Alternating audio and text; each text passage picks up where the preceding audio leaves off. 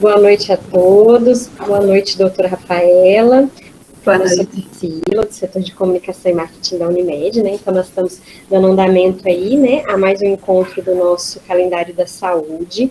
Então, nós celebramos no mês de julho, né, o Julho Verde, de atenção à saúde, cuidado, né, com a nossa saúde de modo geral, mas em específico em relação à saúde da nossa alimentação, como a gente tem cuidado do nosso corpo, em relação à obesidade, né? Então, a doutora Rafaela é a nossa médica cooperada, especialista em medicina da família, né? Então, doutora Rafaela, fique à vontade, o espaço é seu. Boa noite, Priscila, obrigada. Em primeiro lugar, eu queria agradecer a Unimed pelo convite, agradecer a todas as pessoas que se inscreveram para participar da palestra, e para quem não me conhece, então deixa eu me apresentar. Eu sou a doutora Rafaela Dias, eu sou especialista em medicina de família, sou pós-graduada em nutrologia, e hoje eu venho falar sobre um tema muito importante e que eu amo trabalhar, que é obesidade. Então vamos começar. Eu queria começar esse papo aqui com vocês fazendo uma reflexão que muito frequentemente eu faço no consultório e que resume muito do recado que eu quero passar aqui hoje. Então, pensem comigo. Se eu e você, nós ficarmos trancados numa sala durante um mês, recebendo exatamente as mesmas refeições nas mesmas quantidades, será que nós vamos ganhar ou perder a mesma quantidade de peso? Com certeza não, né? Por quê? Porque nós não somos apenas aquilo que nós comemos. Nós somos resultado do que o nosso organismo é capaz de fazer com aquilo que a gente come. E isso vai ser determinado por inúmeros fatores, como idade, sexo, distúrbios hormonais, massa muscular, dentre muitos outros que eu vou falar aqui ao longo da nossa conversa. Então, eu já vou iniciar pela conclusão. Eu já quero deixar bem claro que, então, a obesidade, ela não é desleixo, ela não é um estilo de vida, ela não é escolha. A obesidade, ela é uma doença crônica multifatorial e ela deve e precisa ser tratada como tal. O que acontece com a obesidade, assim como algumas outras doenças, é um completo desrespeito pela situação do paciente. É um preconceito em acreditar que o paciente é responsável pela doença que ele tem, né? E essa desinformação, ela acontece não só por parte da população, né, em geral, mas inclusive pelos profissionais de saúde e até mesmo pelo próprio doente, que chega no consultório já se desculpando, né? É um paciente que carrega uma culpa enorme, ele já chega dizendo, doutora, eu vim aqui para emagrecer, mas é porque eu sou desleixado mesmo, porque eu não tenho força de vontade, porque eu não consigo, eu sei que o que eu preciso é criar vergonha na cara. E aí ele vai repetindo todo aquele discurso que ele ouviu a vida toda, e logo eu já digo, não, peraí, você está aqui numa consulta médica para tratar uma doença. E é isso mesmo. Por que é uma doença? A obesidade, ela foi considerada doença oficialmente em 2013. Uma das definições de doença é algo que piora a qualidade de vida, que leva ao aumento da mortalidade e que tem um conjunto de sinais e sintomas. Por isso, ela é uma doença. Segundo a Organização Mundial de Saúde, a obesidade ela é definida como um acúmulo excessivo de gordura corporal em quantidade que determine prejuízos à saúde. Ela é uma doença crônica, progressiva, recidivante e considerada uma epidemia global, ou seja, uma pandemia. O diagnóstico da obesidade, ele é feito através do IMC, esse diagnóstico em termos populacionais. O IMC é uma medida que a gente usa, que a gente faz uma conta do peso pela altura ao quadrado. Se ele for acima de 25, esse paciente tem sobrepeso, e acima de 30, ele tem obesidade. O IMC, ele é uma medida, em termos populacionais, eficaz. Por quê? Ele é de muito fácil aplicação, né? O próprio paciente pode fazer, de nenhum custo, E, na grande maioria, né, em níveis de pesquisa e rastreamentos, ele é eficaz.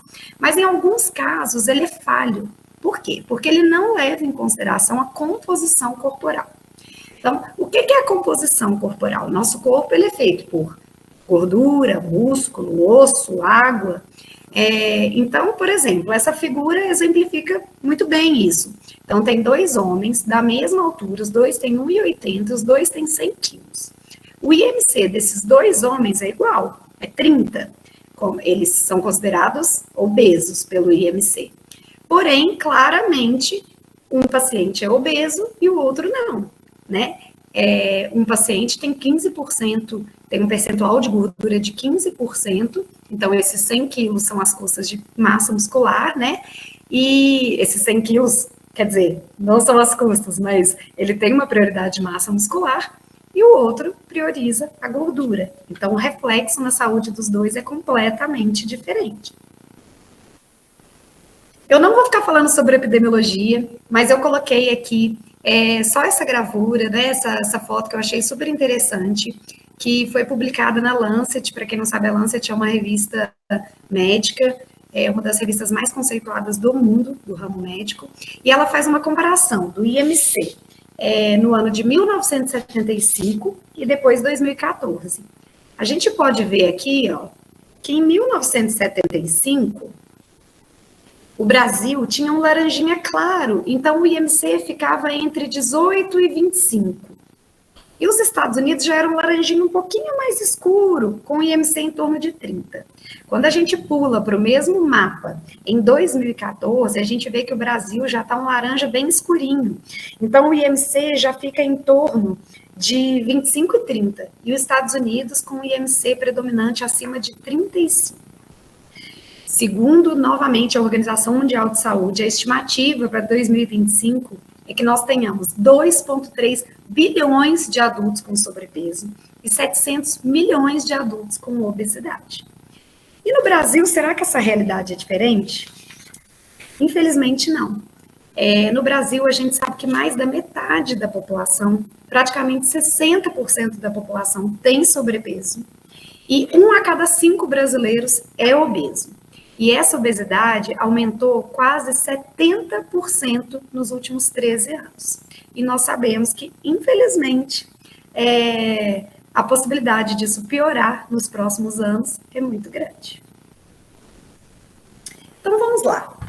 Por que é tão importante a gente falar sobre obesidade? Porque o sobrepeso e a obesidade, eles aumentam o risco de diversas doenças, eles pioram, né, que pioram a qualidade de vida e aumentam a mortalidade. Para vocês, vou mostrar aqui para vocês, antes de eu dizer isso da mortalidade, aqui são algumas das consequências possíveis que o sobrepeso e a obesidade podem causar, né, podem aumentar o risco. Então, ali, pode aumentar o risco de hipertensão, de diabetes, de osteoartrose, de problemas do sistema respiratório, distúrbios psicossociais, né, de comportamento, humor, personalidade. E já se sabe que a obesidade é fator de risco para alguns tipos de câncer, inclusive. Câncer de mama, de útero, de próstata, de esôfago, de estômago, de intestino. A gente sabe que o aumento de 5 unidades do IMC pode aumentar o risco de mortalidade em 30%.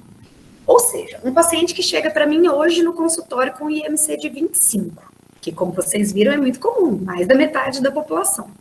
Daqui a um ano, esse paciente chega no meu consultório com IMC de 30. O risco dele já aumentou em 30%. Então tá bom. Se nós estamos falando, então, que a obesidade é uma doença, então nós temos que falar de fisiopatologia. Toda doença tem uma fisiopatologia. Como que dá origem, como que ela funciona. Então, vamos lá. A gente sabe que a fisiopatologia da obesidade ela é muito complexa e não está totalmente definida ainda. Né? Ainda tem muito que se estudar sobre obesidade. Mas, de uma forma geral, a gente sabe que o acúmulo de tecido adiposo está relacionado a um desbalanço energético, certo? Então, vamos pensar no nosso organismo como uma máquina. que ingere uma quantidade de energia e gasta uma quantidade de energia. Se essa ingestão for igual a esse gasto, teoricamente, ela vai ficar em equilíbrio. Então, a pessoa vai manter o peso. Se a ingestão for menor do que esse gasto, esse paciente vai perder peso. E se essa ingestão for maior do que o gasto, esse paciente vai ganhar peso. Porém, não é uma simples conta matemática. Se fosse uma conta matemática, seria mais fácil da gente resolver. Mas, novamente, eu vou colocar esse slide aqui, porque isso tudo depende de genética, idade, sono, fatores de regulação do apetite, atividade física, massa muscular, aspectos psicossociais, distúrbios hormonais. Então, longe de ser uma conta matemática fechada. Falando um pouco daquela, vamos pensar naquela figura, né, que eu mostrei da máquina de consumo e de gasto de energia. Vamos falar primeiro do nosso gasto de energia. Como é que a gente gasta energia? A energia que a gente precisa, o nosso gasto calórico total, para a gente ficar vivo, 70% dele vem do nosso metabolismo basal. Esse metabolismo, ele vai ser, né, definido de acordo com a genética, a idade e a massa muscular. 70% do nosso gasto de energia. Vocês podem ver que 2 desses fatores, genética e idade, não são modificáveis, certo? Cerca de 15% é pela termogênese alimentar, ou seja, a energia que a gente gasta para fazer a digestão, é um núcleo, uma região do nosso cérebro que a gente chama de núcleo energético. Esse núcleo, ele vai receber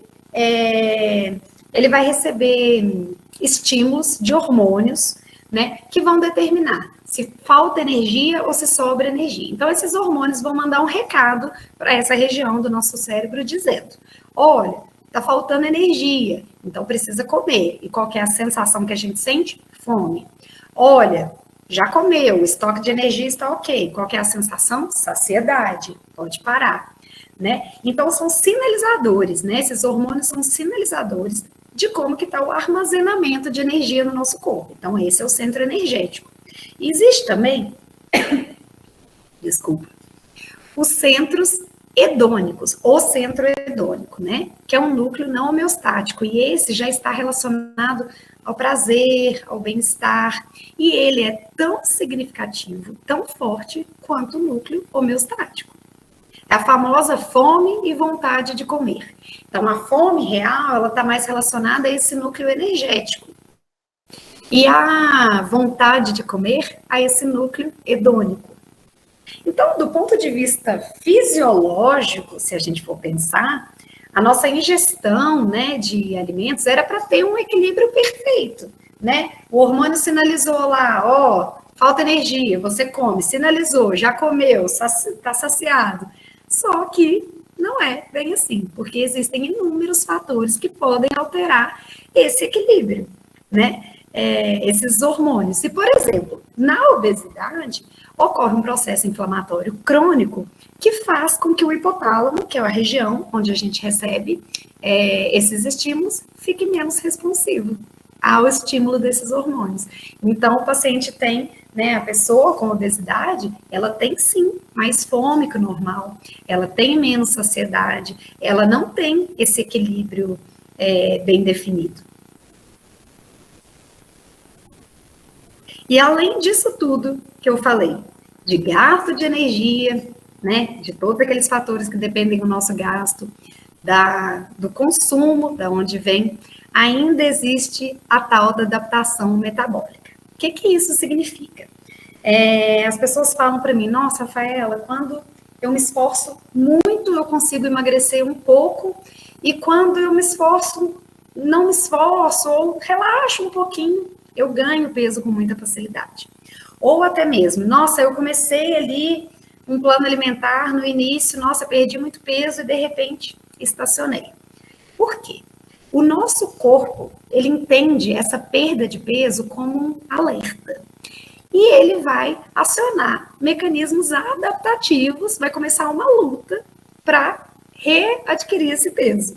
Então, o que vai acontecer? Ele vai lá, vai estimular aquele sistema de regulação, vai aumentar a fome, diminuir a saciedade e diminuir o nosso gasto energético. Então, ele aumenta a fome e diminui o nosso gasto, né?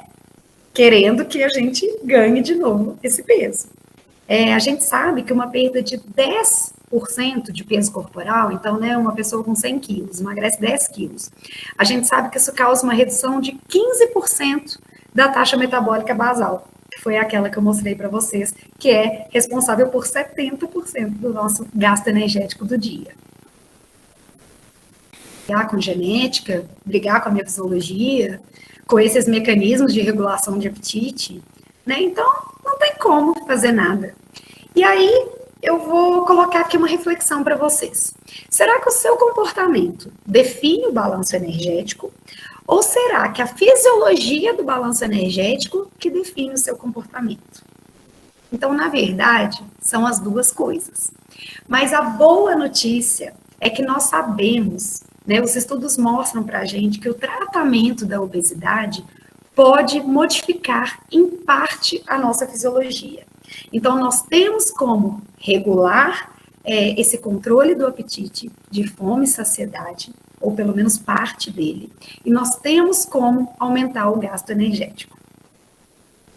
E já que eu falei, então, tratar, vamos falar, então, do tratamento da obesidade.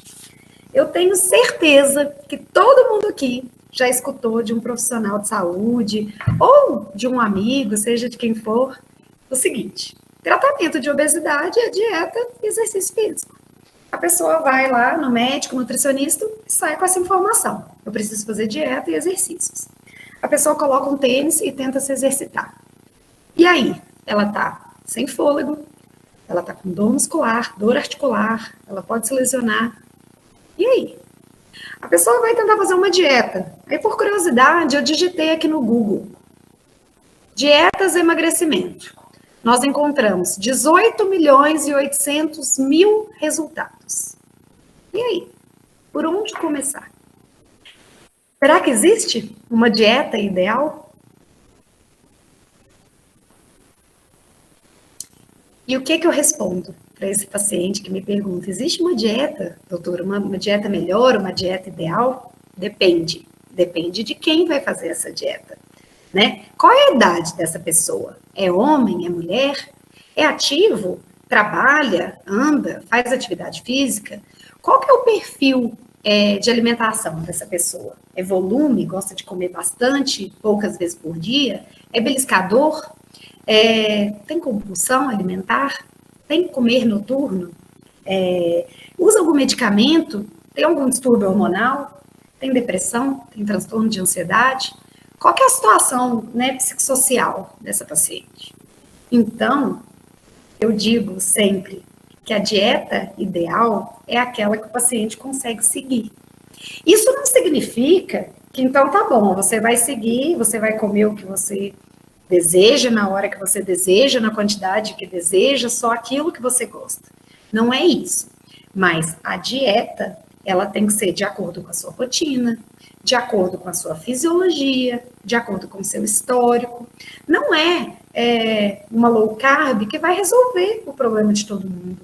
Não é contar calorias, né? Não é um jejum intermitente. Então, depende. Esse paciente ele tem que ser avaliado individualmente para saber qual é o perfil dele. Para vocês terem uma ideia, quando eu faço a primeira consulta de um paciente para emagrecimento, só a anamnese, só para começar a traçar o perfil desse paciente, eu demoro cerca de 1 hora. Então, assim, e são várias consultas que se seguem, né? Não é uma avaliação simples. Então, dieta, apesar de ser um termo correto, usado na medicina, na nutrição, dieta nada mais é do que um plano alimentar que pode ser usado para ganho, para perda de peso, para controle de alguma doença, mas eu não gosto desse termo. Por quê? Porque ele vem carregado já de uma sensação de restrição, de sofrimento, e o principal, com prazo. O que as pessoas falam? Eu estou de dieta, Então, o que isso significa? Que isso tem prazo para começar e acabar. E dieta, como vocês podem ver aqui, ela tem uma origem no latim, dieta, que significa modo de vida. Ou seja, é para o resto da vida. Não é uma fase, não é uma estratégia, é uma reeducação alimentar que deve ir até onde? Sempre, o resto da vida. Ela não tem data para acabar. Além disso, atividade física. Está até errado aqui o slide, mas a OMS ela recomenda de 150 para adultos normais, 150 a 300 minutos de exercício por semana, isso incluindo exercícios aeróbicos e resistidos. Mas nós sabemos que qualquer quantidade de atividade física vai trazer benefícios. É claro que nós temos que ter uma meta, nós temos que aumentar aos pouquinhos, mas foi como eu disse para vocês, a pessoa vai começar um tratamento hoje, ela sai de lá com essa informação, olha, 150 minutos no mínimo de exercício por semana. E aí, ela não consegue caminhar por 50 minutos. Ela tem falta de ar, ela tem dores, né? Ela tem dor muscular, ela tem dor nas articulações. Então, a gente começa devagar e vai um passo por vez. E vai evoluindo. Mas o mais importante dessa atividade física, e quem me conhece sabe que eu bato muito nessa tecla, é que a constância é mais importante que a intensidade. Então, o paciente tem que ter constância. Ele não precisa sair dali e já bater a meta de 150 a 300 minutos. Ele não precisa ir para a academia logo de cara 5 vezes na semana. Mas ele precisa ter constância. E agora nós vamos falar de outra parte polêmica que envolve a obesidade, que é o tratamento medicamentoso. O que eu reparo muito é que se o paciente senta na minha sala e eu falo assim, Dona Maria, é o seguinte, nós fizemos alguns exames aqui, a senhora está com a glicemia alterada. Então, nós vamos fazer uma dieta, né? Vamos controlar aqui a quantidade de carboidratos, né? Do açúcar e tal. Eu vou pedir para a senhora estar se exercitando e eu vou passar um remédio aqui para controlar a sua glicemia. Ok, o paciente pega a receita, sai do consultório, acabou. O paciente chega lá, seu João, fala, seu João, sua pressão está um pouquinho alterada hoje, ó, vamos diminuir o sal da alimentação, vamos fazer um exercício, eu vou passar esse remedinho aqui para ajudar a controlar, tá bom? Tá bom. O paciente sai, tranquilo. Chega no meu consultório um paciente com obesidade. Eu falo, olha, nós vamos iniciar um plano alimentar para você, uma reeducação alimentar, a gente vai tentar começar a fazer atividade física e eu vou te prescrever uma medicação que vai atuar em X. Como eu disse para vocês, depende do perfil do paciente. Para isso que a gente trata todo aquele perfil. A grande maioria já arregala o olho. Nossa, remédio para emagrecer? Não, mas é melhor não. Por quê? Porque as pessoas associam isso do remédio para emagrecer com algo proibido, com algo errado, né? E por que isso acontece? Primeiro, porque as pessoas não veem a obesidade como uma doença crônica, como a hipertensão, como a diabetes, como tantas outras. E segundo, os medicamentos para emagrecer ficaram com essa má fama, por quê? Por causa do uso errado, indiscriminado, que as pessoas faziam e fazem ainda desses medicamentos. Então, os medicamentos muitas vezes fazem sim parte do tratamento, assim como um tratamento de hipertensão, de diabetes. Muitas vezes ele deve ser usado de uso crônico, né? Dificilmente a gente vai ver um paciente chegando lá no consultório e falando assim, Rafaela, ó, você me passou um remedinho aqui para glicemia, agora a minha glicemia está controlada, a gente pode tirar o remédio. Olha, você me passou um remédio aqui para pressão, minha pressão tá boa, pode tirar o remédio, né? E ele tem que usar, a gente sabe que mesmo estando controlada essa glicemia, essa pressão, esse paciente tem que usar esse remédio de uso crônico, muitas vezes. A obesidade é a mesma coisa, né? E isso tem que ser dito, isso as pessoas têm que entender, mas claro que sempre com acompanhamento médico. A única pessoa que pode definir o tipo de medicamento, a quantidade, qual medicamento é o médico, mais ninguém. E além de tudo isso, o tratamento também, o tratamento cirúrgico, ele deve ser cogitado quando houve falha no tratamento clínico, se esse paciente tiver indicação, tiver gravidade da doença, e enfim, isso também só pode ser definido pelo médico, mas ele pode e deve ser cogitado quando necessário.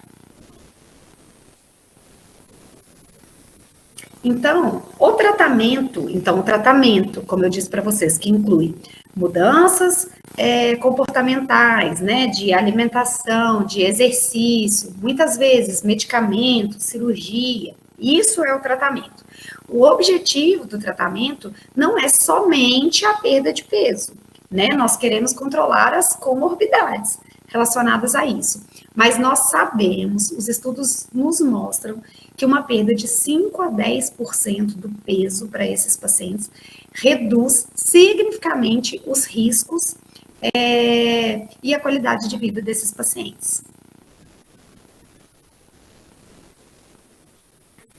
Como que a gente sabe que o tratamento teve sucesso, que ele deu certo? Quando o paciente tem uma melhora das comorbidades e o mais importante, quando ele consegue manter esse peso. Na minha opinião, essa fase de manutenção, eu divido o tratamento dos pacientes em 3 fases, e a fase de manutenção é a última, né? Que é a longo prazo, crônico. Na minha opinião, é a fase mais difícil do tratamento. E, então, mais uma vez, sendo repetitiva, mas eu repito porque é importante, a obesidade ela é uma doença crônica e que tende a recorrer, na maioria das vezes, pelas respostas adaptativas que eu disse para vocês, do próprio organismo. E, portanto, ela necessita de acompanhamento a longo prazo com o profissional de saúde. Como eu disse para vocês, na prática, mas isso é uma organização minha, eu divido o tratamento em 3 fases. A primeira fase, ela dura em torno de 16 a 20 semanas, depois vem uma segunda fase, que dura em torno de 1 ano a 2 anos, dependendo do paciente, e a terceira fase, que é longo prazo, não tem data para terminar. Eu trouxe aqui algumas considerações finais, é um manifesto da ABESO, que foi publicado em 2016, que inclusive foi o que deu o título da palestra de hoje, Obesidade, eu trato com respeito, que diz o seguinte: tratar a obesidade com respeito é disseminar informações sobre o assunto de maneira responsável, é deixar o sensacionalismo de lado ao abordar o tema e não dar destaque a dietas milagrosas que colocam em risco a saúde dos pacientes. É respeitar a condição do paciente e não reforçar a ideia errada de que a obesidade é culpa de quem tem. É reconhecê-la como doença crônica multifatorial. É investir na criação de políticas públicas, na prevenção e tratamento. É investir em protocolos e diretrizes junto às sociedades do setor para atender esse paciente da melhor maneira. É investir no acesso ao tratamento multidisciplinar. É integrar o tema aos currículos das escolas de medicina e de outras profissões ligadas ao atendimento desse paciente. Só um parêntese aqui. Eu não tive essa aula no meu curso de medicina. Em 6 anos de medicina, eu não tive uma aula só de obesidade. Eu tive aula de hipertensão, de diabetes, de todas as doenças crônicas que vocês podem imaginar, mas de obesidade eu não tive.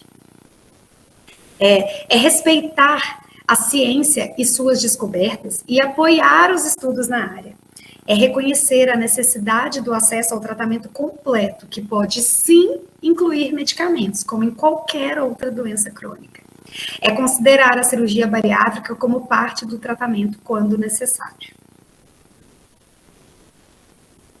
Bom, eu espero que vocês tenham gostado. Eu espero ter conseguido passar um pouquinho do recado principal que eu queria aqui hoje.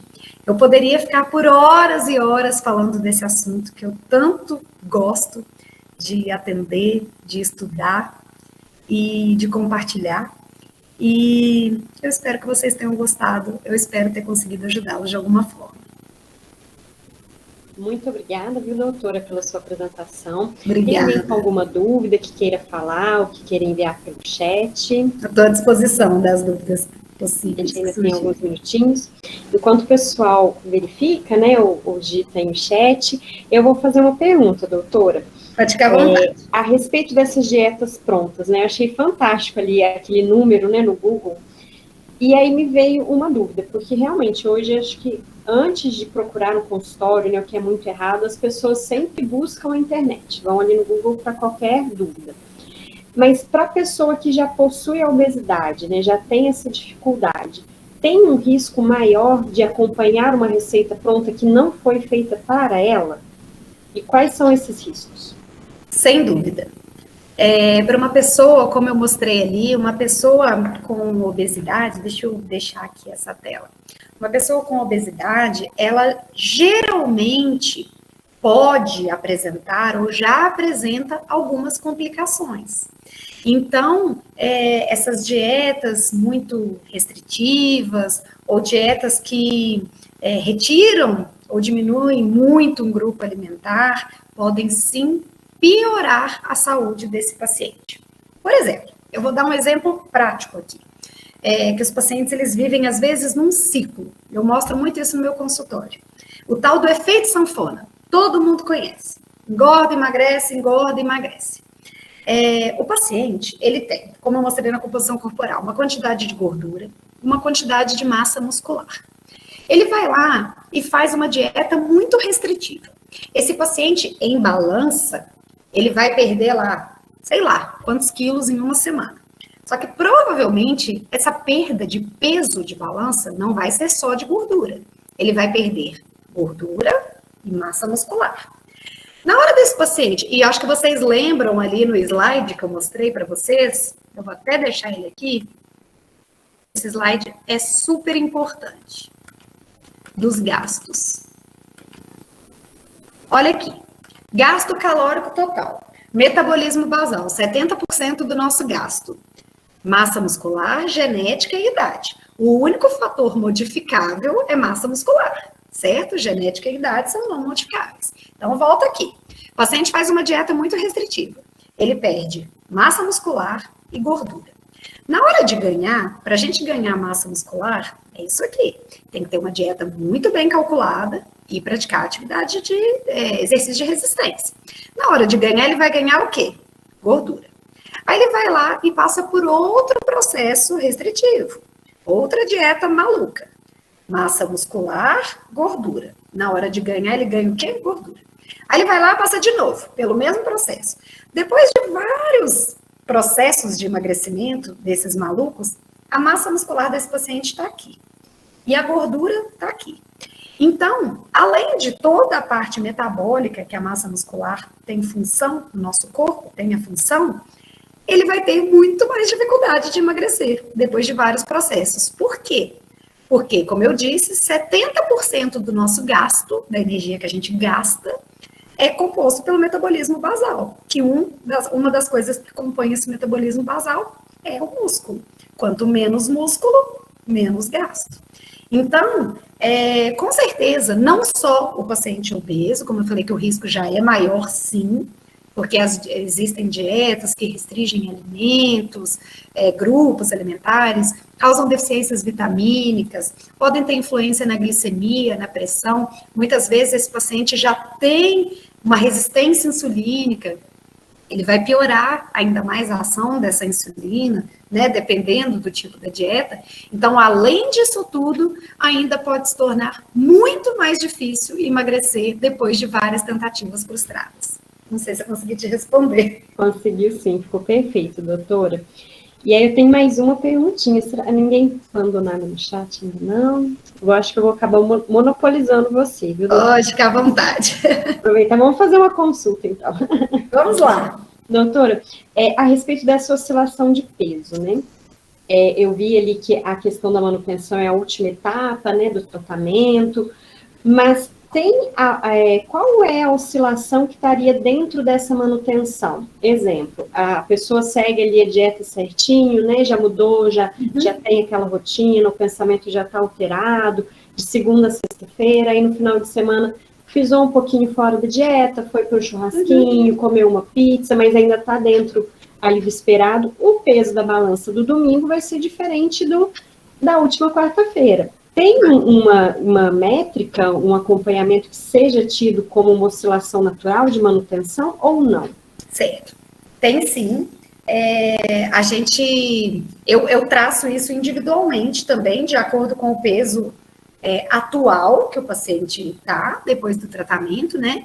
E de acordo com a quantidade que ele perdeu. Mas para você ter uma ideia, assim, por exemplo, um paciente que perdeu 10% do peso. Eu vou usar esse número porque é o que a gente sabe que tem um resultado significativo na saúde desse paciente. Então, um paciente de 100 quilos, ele perdeu 10 quilos. Na fase de manutenção, a gente já não se vê com tanta frequência mais, né? Esse paciente já passou pelo processo de reeducação alimentar, ele já consegue ali seguir com as próprias pernas, ele já está com um tratamento bem traçado, a gente vai se ver ali, vamos supor, a cada 3 meses, vamos supor, dependendo do paciente. Primeira coisa, eu peço para esse paciente fazer um automonitoramento do peso, né? No começo do tratamento, isso é a forma como eu faço, tá? Sendo bem prática. No começo do tratamento, eu peço para o paciente não se pesar em casa. Ele só se pesar nas consultas. E aí existe essa fase, que é a terceira fase do tratamento, que aí eu peço para o paciente comprar uma balança. Ou se pesar sempre na mesma balança. Porque aí ele vai fazer, sim, um automonitoramento do peso. É claro que esse peso vai ser muito diferente na segunda-feira, se ele teve um exagero no final de semana, e na sexta, que ele se exercitou, comeu bem. Por quê? Porque esse paciente ele não ganhou gordura no final de semana. Esse paciente, ele tem líquido, né? Como eu disse, o nosso peso em balança não é composto somente por gordura, né? Então, tem vários outros fatores que vão alterar esse peso. Eu sempre falo para o paciente, na fase de manutenção, ele ter ali uma balança e ele vai se pesar sempre no mesmo dia da semana, por exemplo, sempre na sexta-feira, no período da manhã, em jejum, sem roupa, né? Para ele ter sempre esse padrão. E nesse caso de 10%, qual que seria o peso alerta? Que ele me manda uma mensagem antes, por exemplo, eu vou encontrar a doutora daqui 2 meses, vi 2%. Então, por exemplo, um paciente que perdeu 10 quilos, se ele ganhar 2 quilos, ele já precisa voltar em consulta. Mas isso isso não é bem definido. A gente tem, sim, alguns padrões que a gente usa, mas na prática, que eu acho que é o que todo mundo quer saber, é assim que eu faço. E aí eu faço esse cálculo, mais ou menos nessa proporção, então 2 de 10, para cada paciente, dependendo da perda de peso, e claro, dependendo das comorbidades que ele apresenta, né? Perfeito, doutora, ficou entendível. Pessoal, então, ninguém colocou aqui mais nenhuma dúvida, alguém gostaria de falar alguma coisa, senão a gente já vai caminhando aí para o encerramento. Não, então não tem nenhuma manifestação. Doutora, muitíssimo obrigada, viu, pela disponibilidade do seu tempo. Obrigada a vocês. A apresentação foi maravilhosa, né? Esperamos contar com você em nossos futuros projetos também, tá bom? Com certeza, sempre que quiserem, sempre que convidarem, eu estarei aqui. Ainda mais falando desse tema, que é disparado o tema que eu mais gosto dentro da medicina. Ah, que ótimo, então, doutora, muito obrigada, viu? Obrigada beijo a você, boa noite. Obrigada por todo mundo. Obrigada a todas as pessoas que assistiram.